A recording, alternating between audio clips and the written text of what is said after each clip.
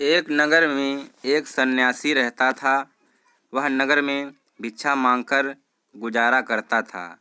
भिक्षा में मिले अन्न में से जो बच जाता उसे सोते समय अपने भिक्षा पात्र में रखकर खूंटी पर टांग देता था।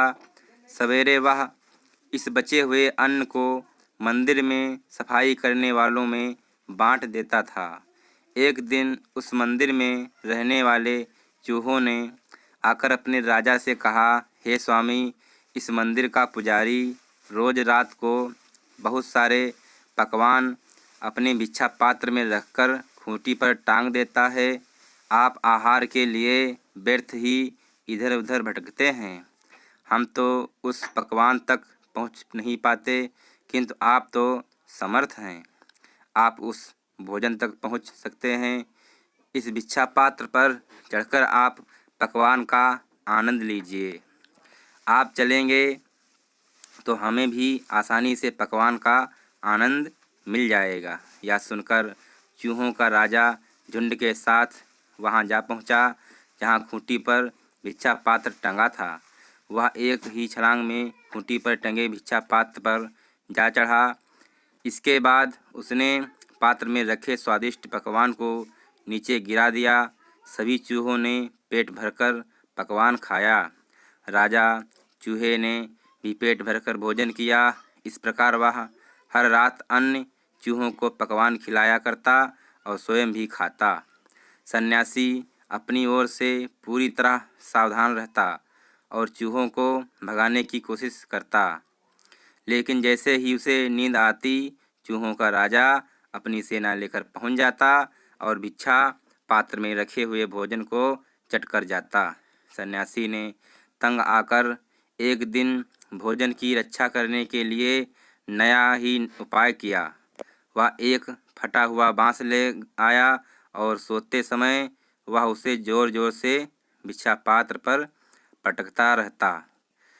उससे चूहों के भोजन में बाधा पड़ी।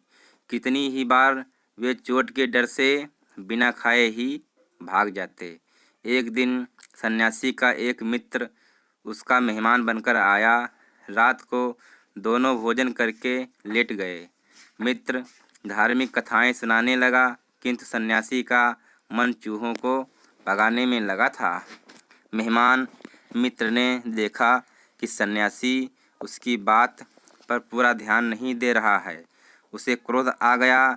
उसने सन्यासी से कहा, तू मेरे साथ प्रेम पूर्वक बातचीत नहीं कर रहा है, तेरे अंदर अहंकार पैदा हो गया है।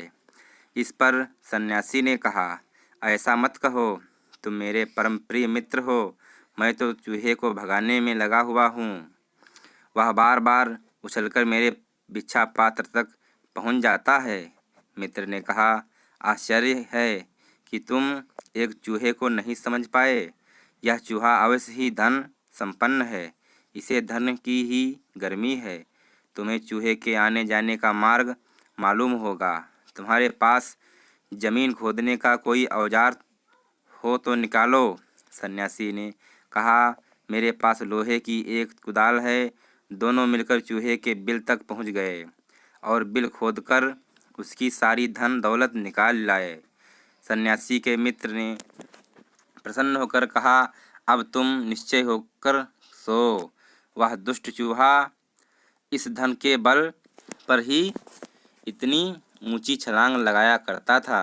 धन न रहने से उसका बल टूट गया।